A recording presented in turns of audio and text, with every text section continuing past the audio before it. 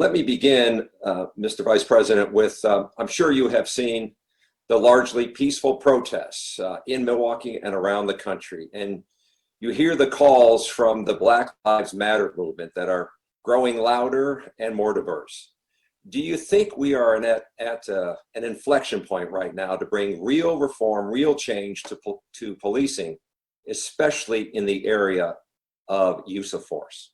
Well, first, let me say that the killing of George Floyd on the streets of Minneapolis shocked the conscience of our nation, and it was a tragedy. And President Trump and our entire administration are committed to work with officials in Minnesota to ensure that justice is served.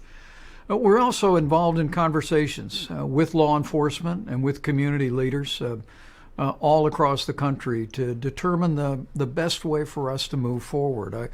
I must tell you that in our recent meeting at the White House with law enforcement officials, my recent and the President's recent meetings with African American leaders have given us great encouragement that there is an opportunity for us to give law enforcement in this country more tools, maybe some additional guidance with regard to the use of force that will contribute to public safety, but we're not going to defund the police. The reality is that more than 99% of the incredible men and women that put on the uniform of law enforcement every day are the very best of us.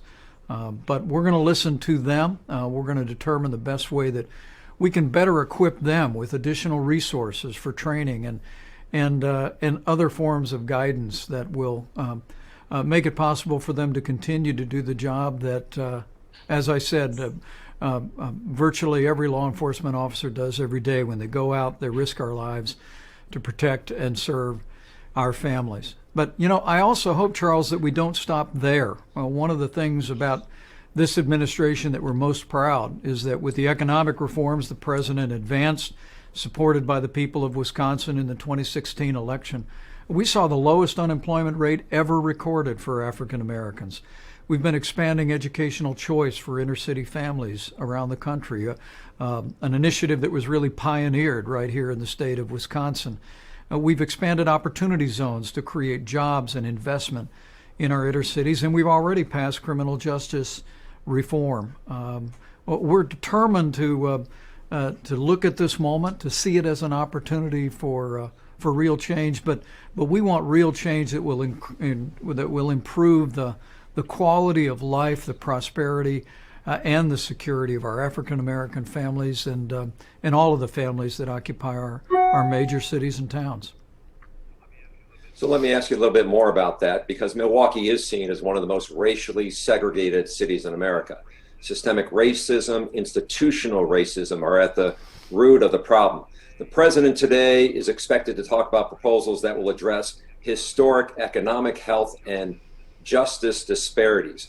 What needs to change? Well, I think we just simply need to continue to do as this president has done from early on, and that is empower African American families and every American family to prosper, to grow, to create more jobs and opportunity. Before the coronavirus pandemic hit our country, we'd seen businesses in this country create more than 7 million jobs.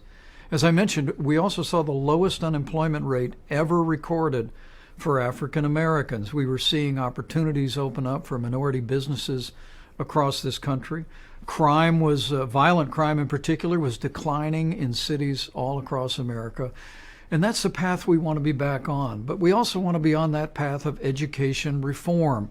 The reality is that many African American families and other minority families in our major cities are relegated to sending their kids to some of the most dangerous and failing schools in the country. That's why the president and I have such a passion for giving parents the opportunity to choose where their children go to school, whether it's a public, private, parochial, or religious school. Wisconsin has been in the forefront of that debate now for decades, and the president and I truly believe that jobs and educational opportunity are a pathway toward improving the lives of our African American families as well as every American family. Public safety will be a part of it, Charles, and we're open to that discussion. The president and I met with law enforcement leaders earlier this week. We've been meeting with leaders of the African American community, and we'll continue to look for common sense ways that we can strengthen the work that our law enforcement communities are doing.